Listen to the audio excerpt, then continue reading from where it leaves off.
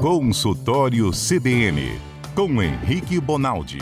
Oferecimento Med Senior, plano de saúde especializado para a terceira idade. Oi, doutor Henrique, tudo bem? Bom dia. Boa tarde, aliás, não bom dia. Hein? Boa tarde, doutor, já são quase 5 da tarde. É que o dia começa cedo. Eu tinha um professor também, que dava só bom dia, sabia? Não interessava a hora de falar bom dia. Acho que aí fica mais fácil, né? É porque o dia é dia, né? São 24 horas o dia. Então tá, doutor. Bom dia. Eu não encontraria, não. Meio doido, encontraria. Primeiro dever de casa. O senhor lembrou de pesquisar aquela pergunta meio inútil? Opa! Por que a gente fica com cabelo branco? O que acontece? O que define aquilo ali é a perda da capacidade que você tem de manter os fâneros, né, que são os...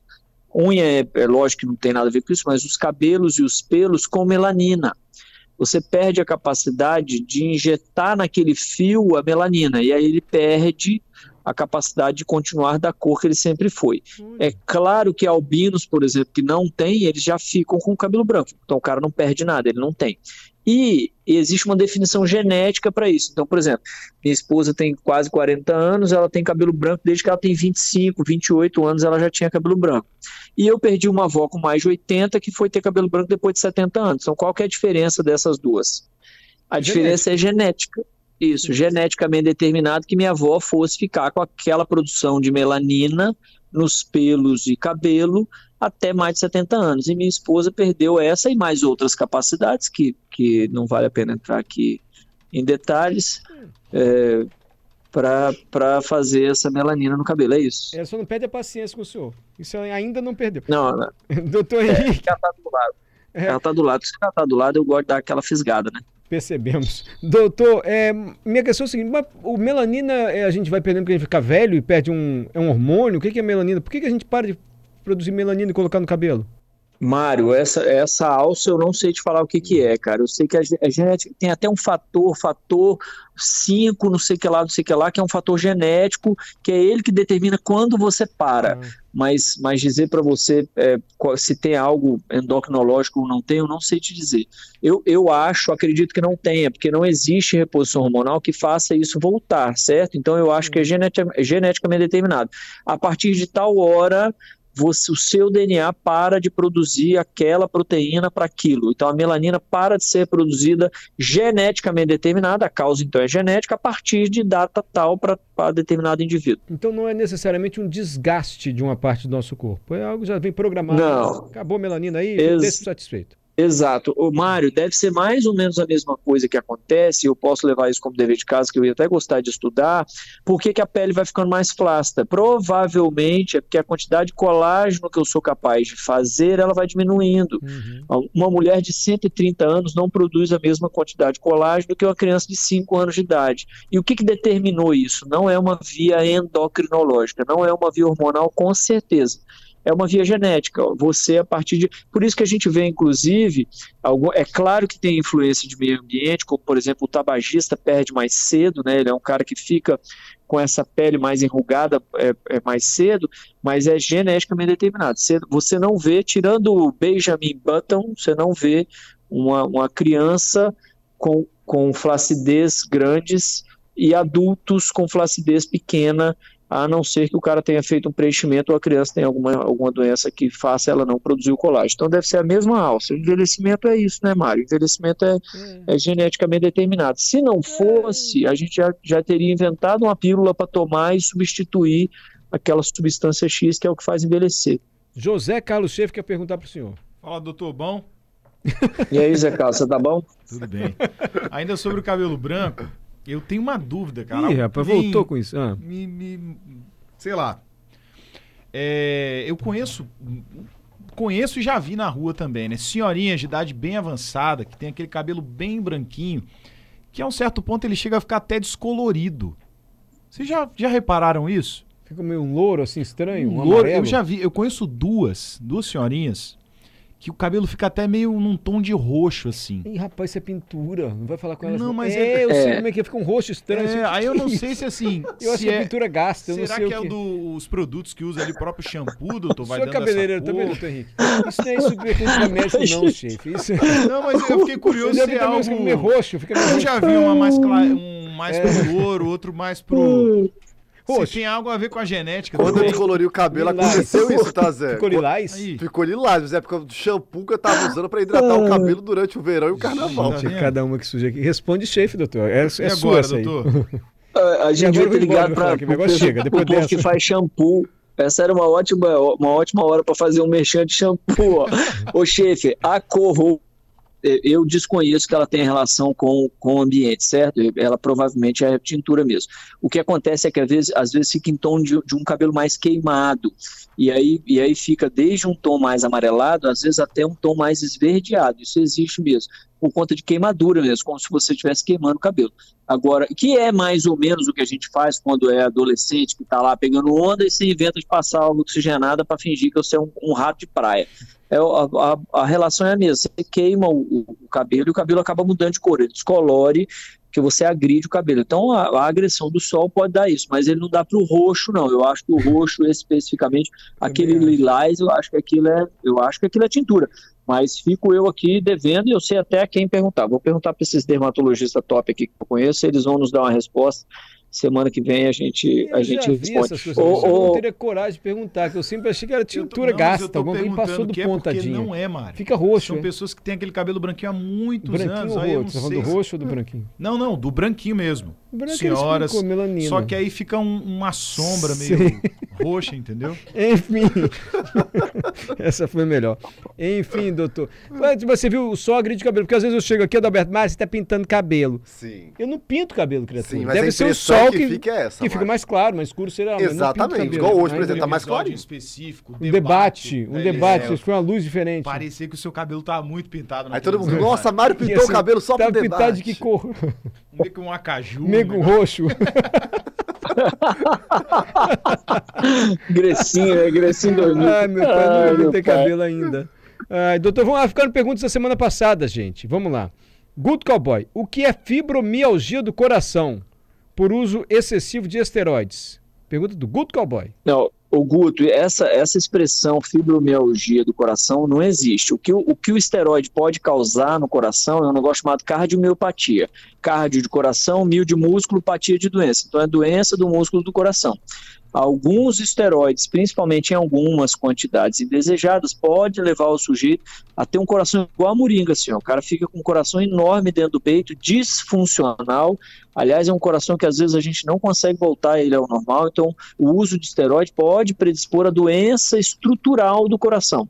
Agora, essa história de fibromialgia do coração, essa palavra não existe. Fibromialgia é uma doença que acomete um pouco mais de mulheres, é uma doença relacionada a alguns hábitos, inclusive, geralmente associado com um quadro depressivo, ou pelo menos distímico. O sujeito é geralmente mais embotado, está passando por um momento difícil, e classicamente falando, é uma doença que vem com muita dor muscular, dor articular, e alguns indivíduos, inclusive, atrapalha até a relação laboral que ele tem.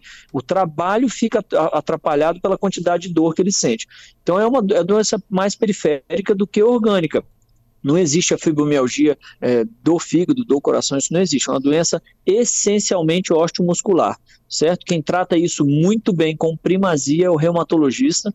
Os diagnósticos têm aumentado cada vez mais, a quantidade de gente que a gente descobre, são testes clínicos que o sujeito faz lá na hora da consulta e descobre tem tratamento. Alô, você que tem fibromialgia aí, primeiro, não fica feliz que você tem esse trem não, gente. Combata a fibromialgia. A fibromialgia é um negócio que se você não prestar atenção, se você bobear, ela deixa você paralisado na cama sentindo dor, não brinca não, tem quadros graves de fibromialgia. Em compensação tem tratamento, viu? Tem tratamento não medicamentoso, tem tratamento com medicação, tem tratamento alternativo, como acupuntura, essas coiseiras todas, então, mas não existe essa relação com o coração não.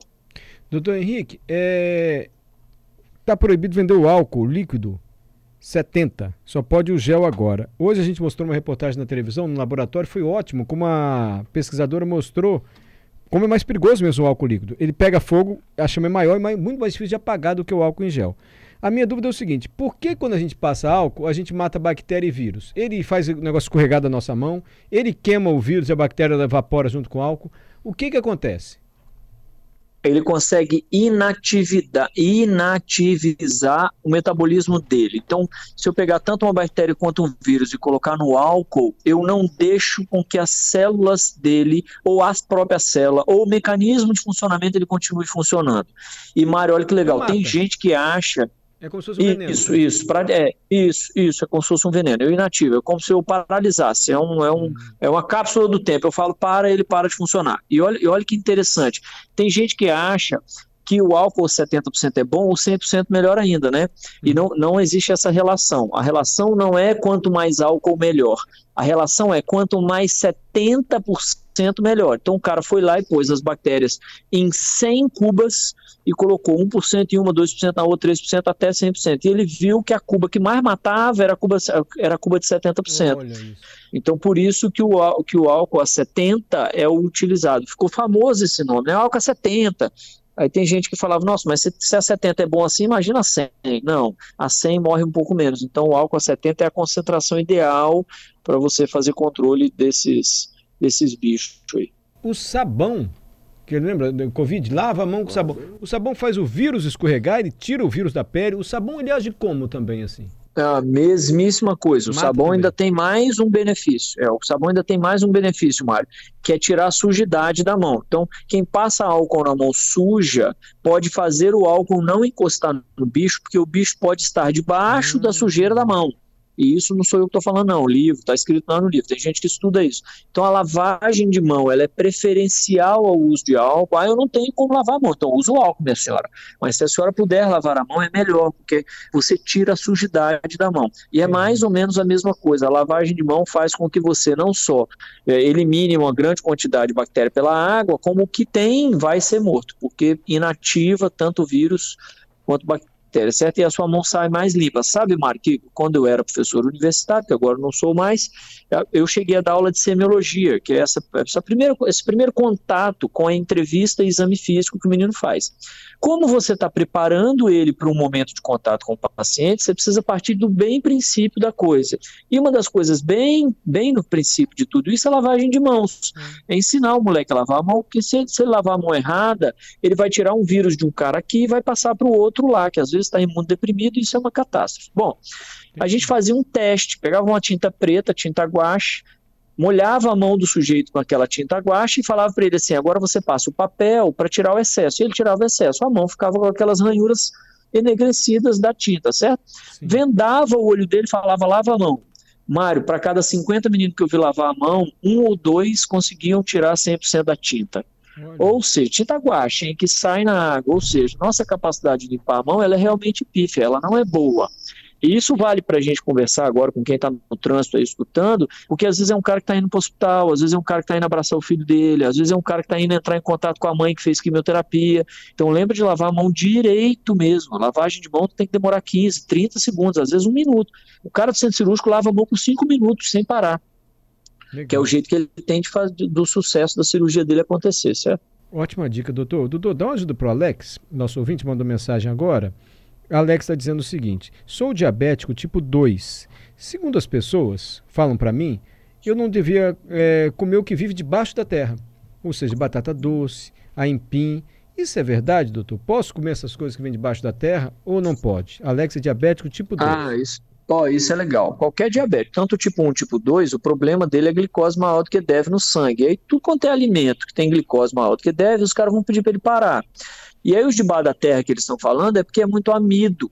Então, sei lá, batata, aipim, essas coisas têm muito amido. E amido é açúcar. Igual quando a gente fala assim, ó, cevada é açúcar, hein, moçada? Então, cuidado com a cerveja. É a mesma coisa, é porque é carboidrato. Nem todo açúcar é doce por essência. O carboidrato é que é o problema do diabético. E aí é verdade, assim, infelizmente o que está debaixo da terra geralmente tem um negócio chamado índice glicêmico, que é a quantidade de carboidrato para cada grama daquele negócio, como se fosse uma densidade da glicose dentro do alimento, que é muito alto mesmo. E aí é melhor evitar. Mas quem melhor responde isso hoje, Mário, é endocrinologista, nutrólogo e nutricionista. É só bater num bom nutricionista que o cara vai saber fazer um cartel para você. Ele vai te dar tanta coisa que você pode comer que você vai entender que sua vida dá pra ser feliz com diabetes. Muito e às vezes dá para comer uma vez ou outra, enfim, o nutricionista consegue ajudar bastante nisso aí. Joia, mas em linhas gerais, Alex, o pessoal tá certo. É melhor evitar, já que você tem diabetes. É isso mesmo. Mas se você procurar uma orientação, você pode dar um jeito de conciliar. Para terminar, a Débora não faz uma pergunta, mas traz uma resposta para o Zé Carlos Schaefer. Para você, doutor. Débora, boa tarde. O cabelo roxo que as idosas usam é um shampoo que ajuda a tirar o amarelado que fica no cabelo branco. Matizador.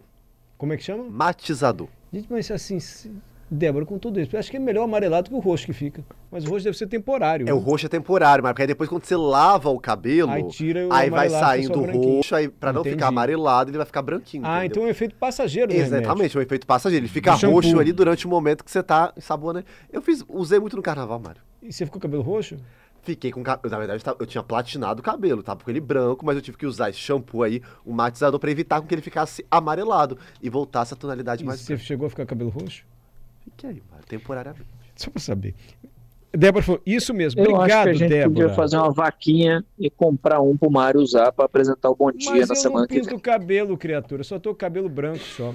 Ó, Mário, poucos, raros, raríssimos. Só fazer um registro aqui rapidinho. Meu pai encontrou com o Dr. Henrique Bonaldi essa semana, ele virou e falou assim, ele me chama de Thiago, né, porque é da bairro Thiago, aquele Dr. Henrique é gente boa, né? Olha aí eu falei, vou falar com ele no ar, então fiz o registro aqui, meu pai. Ah, e tá lembrado do pai do Adalberto, Dr. Henrique?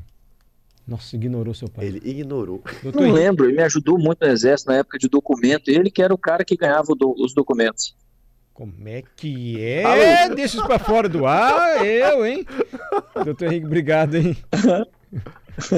Vamos com Deus. Boa semana pra todo mundo. Exército, tem um exame no Exército que um dia o senhor vai explicar pra gente, sabe? Bota o punho na boca e sopra. Ah, maneiro.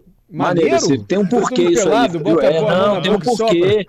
Não, aquilo ali é uma manobra inteligente. Hã? Semana que vem eu vou explicar, vocês vão ver que é uma manobra inteligente. Cada exame. Tá, essa eu vou querer saber mesmo. Tchau, doutor. Obrigado, hein? Tchau, vão com Deus. Boa semana pra todo mundo.